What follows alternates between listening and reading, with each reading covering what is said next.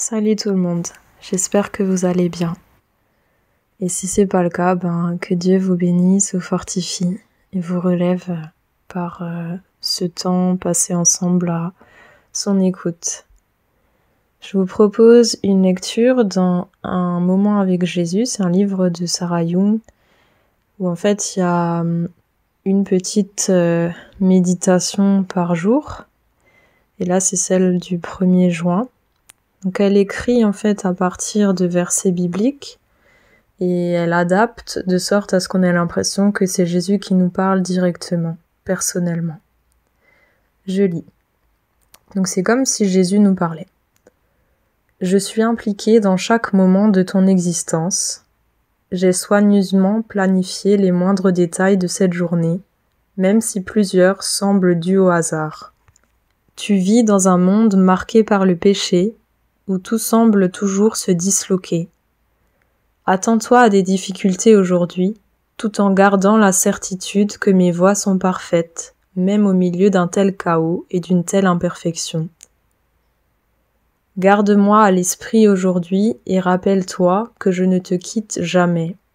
Laisse le Saint-Esprit te guider pas à pas, te protéger des épreuves inutiles et t'équiper pour traverser ce que tu vas devoir endurer. Tandis que tu te ferais péniblement un chemin dans la boue de ce monde déchu, maintiens ton esprit dans les lieux célestes avec moi. La lumière de ma présence pourra ainsi t'illuminer, te procurant une paix et une joie que les circonstances ne pourront pas altérer. Oui, merci Jésus de nous rappeler que tu es toujours avec nous et que notre paix et notre joie dépendent de toi et pas des circonstances. Merci de nous conduire dans cette méditation pour qu'on puisse encore davantage te faire confiance et nous attendre à toi, quelles que soient les difficultés auxquelles nous ferons face. Amen. Je vous propose de lire Ésaïe 41, le verset 13, qui fait partie des versets sur lesquels l'auteur s'est appuyé pour rédiger ce texte, Un moment avec Jésus, pour le 1er juin. Donc Ésaïe 41, verset 13. Car je suis le Seigneur, ton Dieu, celui qui saisit ta main droite, qui te dit, n'aie pas peur, je viens à ton secours. Donc ce verset doit vraiment nous aider à faire confiance à Dieu. Lorsqu'il nous dit « n'aie pas peur », il n'a encore rien fait, mais il nous invite à rester dans le calme et la confiance en attendant qu'il vienne à notre secours. Donc c'est pour nous aussi une démarche de foi, de nous dire « les circonstances me paraissent difficiles, effrayantes, mais je choisis de ne pas avoir peur parce que mon Dieu me le demande, parce que je sais qu'il viendra à mon secours et je m'attends à lui, non pas dans la crainte, mais dans le calme et dans la confiance. » Voilà une manière de résister, de lutter contre la peur. Alors là, c'est un verset en particulier, mais il y en a certainement plein d'autres dans toute la Bible. Mais c'est un exemple de la manière dont on peut utiliser ce qui est écrit pour fortifier notre âme, pour rappeler à notre être intérieur qui parfois est un peu faible, que c'est dans notre faiblesse que sa puissance pourra intervenir. Il est notre Seigneur, il est notre Dieu. C'est lui qui nous prend par la main et nous l'avons aussi pris par la main en choisissant de le suivre. Et il nous dit « n'aie pas peur, je viens à ton secours ». Il nous dit pas « n'aie pas peur » parce qu'il n'y a pas de raison d'avoir peur. Il nous dit « il y a bien des raisons d'avoir peur, mais n'aie pas peur parce que je viens à ton secours ». Et comme il est fidèle, comme il ne nous abandonne jamais, comme il est puissant pour nous délivrer de nos ennemis, de tout un tas de détresse, de pouvoir avoir cette assurance qu'il vient à notre secours. Et en attendant sa venue, nous pouvons demeurer dans la paix, dans la confiance, sans crainte. 1 Jean 4, versets 16 à 21. Dieu est amour, celui qui demeure dans l'amour demeure en Dieu et Dieu demeure en lui. C'est en cela que l'amour est accompli parmi nous, pour que nous ayons de l'assurance au jour du jugement. Tel il est, lui, tel nous sommes aussi dans ce monde. Il n'y a pas de crainte dans l'amour, mais l'amour accompli bannit la crainte, car la crainte suppose un châtiment, et celui qui craint n'est pas accompli dans l'amour. Quant à nous, nous aimons parce que lui nous a aimés le premier. Si quelqu'un dit « j'aime Dieu » et qu'il déteste son frère, c'est un menteur, car celui qui n'aime pas son frère qu'il voit ne peut aimer Dieu qu'il ne voit pas. Et nous avons de lui ce commandement, que celui qui aime Dieu aime aussi son frère. Donc là encore, on voit l'importance de l'amour, de demeurer dans l'amour, de demeurer en Dieu. Que le fait de demeurer en Dieu, ça s'incarne par le fait de demeurer dans l'amour. Et on va le voir plus concrètement dans Jean 15 encore. Et là, on voit aussi le parallèle entre le fait de vivre animé par cet amour qui nous donne de vivre comme Jésus vivait, tel il est, tel nous sommes dans ce monde. C'est bien dans ce monde, au milieu d'une multitude de péchés et de choses mauvaises, sans être corrompu. Et il est dit qu'il n'y a pas de crainte dans l'amour. C'est-à-dire que celui qui demeure dans l'amour, qui demeure en Dieu, n'a rien à craindre par rapport au jugement.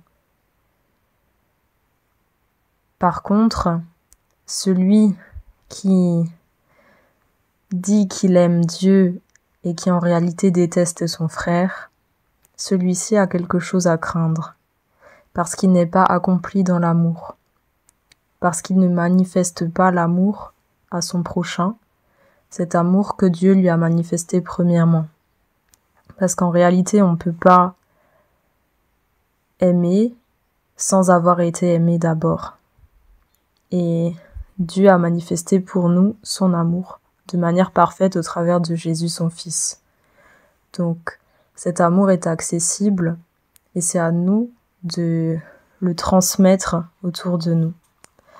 Jean 15, versets 12 et 13. Voici mon commandement. Donc c'est Jésus qui parle.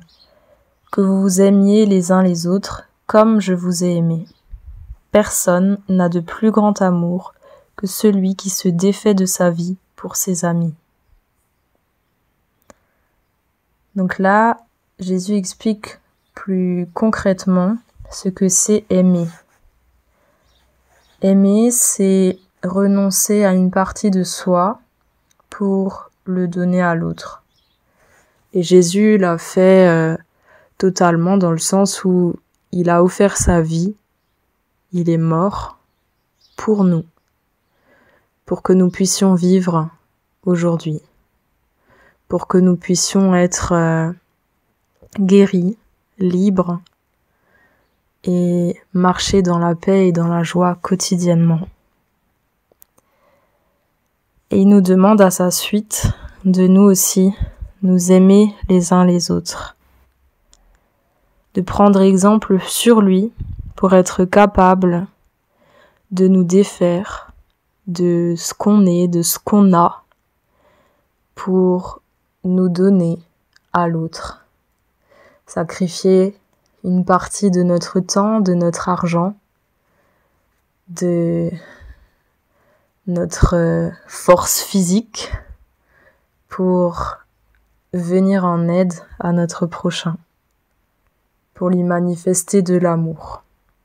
Et c'est quelque chose qui devient naturel à mesure que on réalise à quel point Dieu nous aime, à quel point concrètement il est présent dans nos vies et il prend soin de nous. Parfois c'est directement, mais souvent il passe par différentes personnes qui placent sur notre chemin pour nous bénir.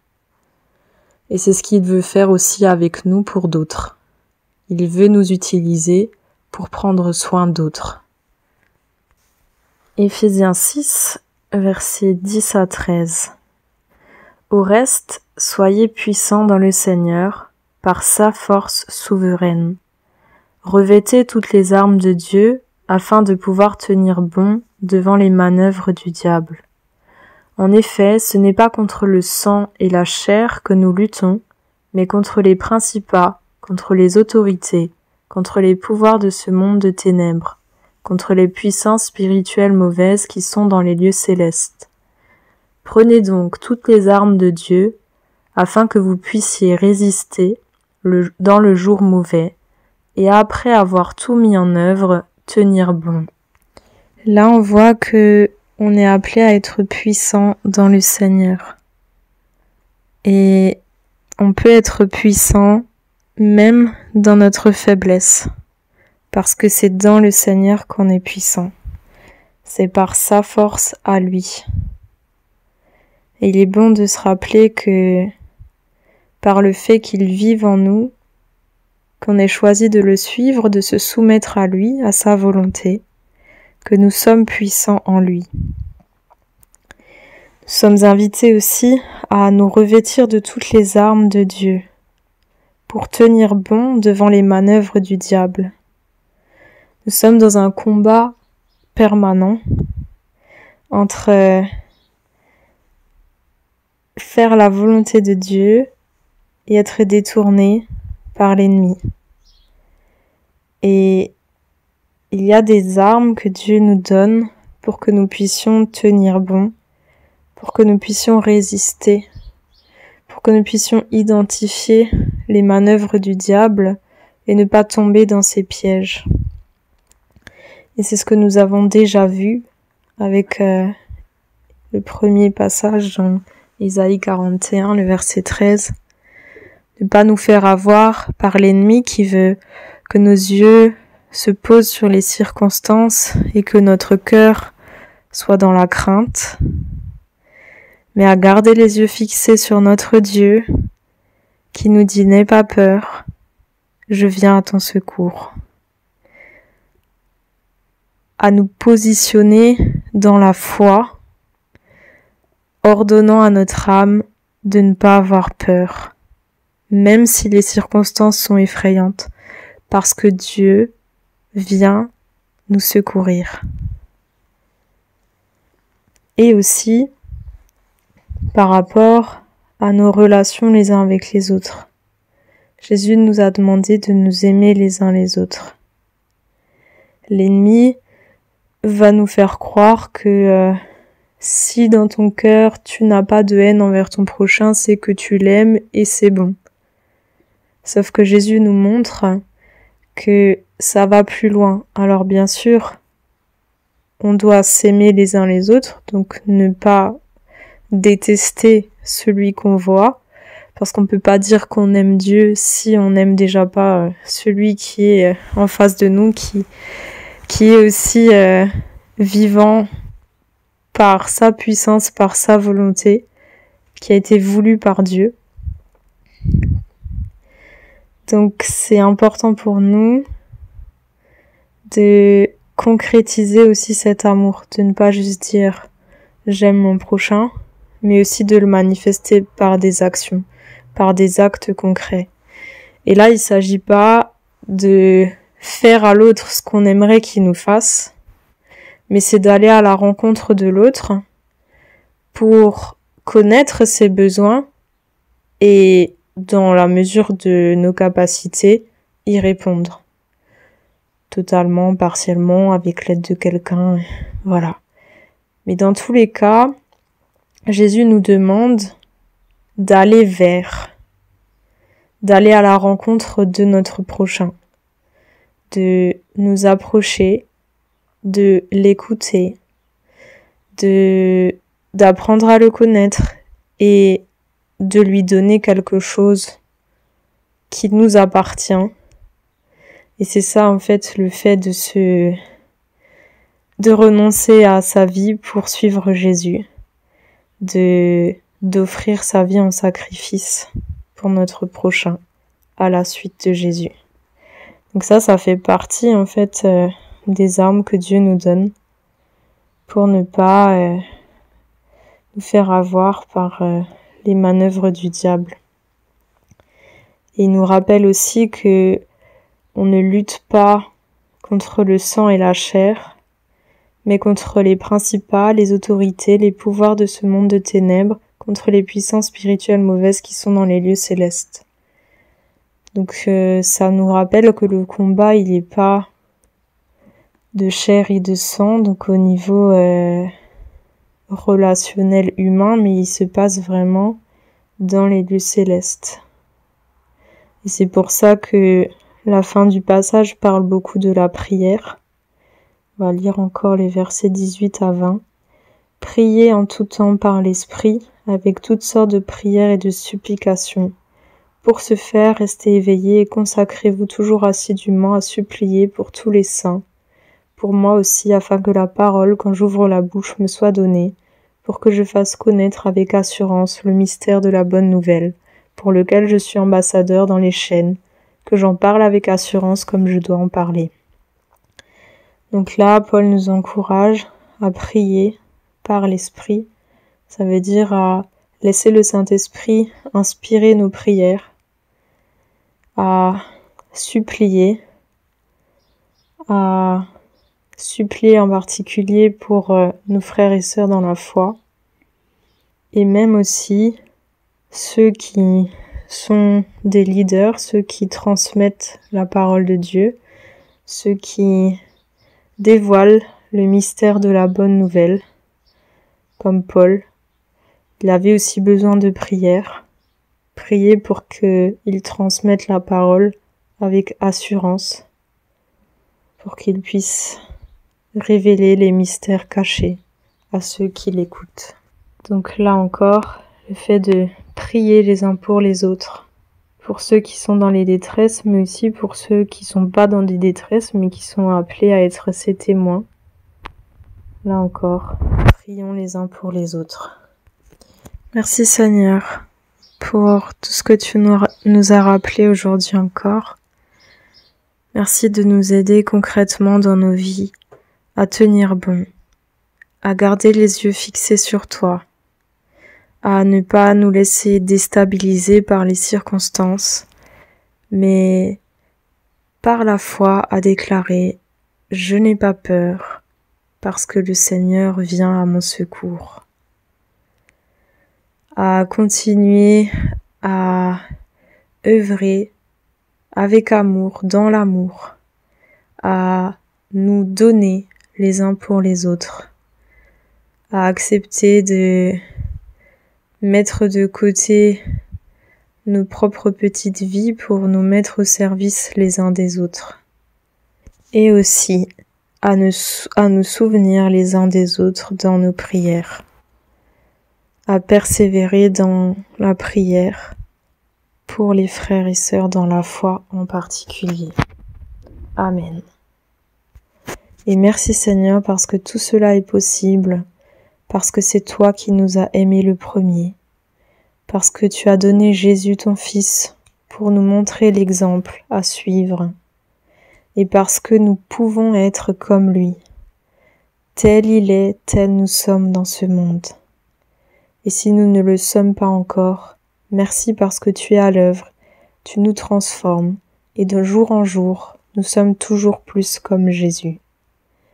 Merci aussi parce que nous pouvons être forts et puissants, parce que tu vis en nous, et parce que c'est ta force qui est à l'œuvre dans nos vies. Amen.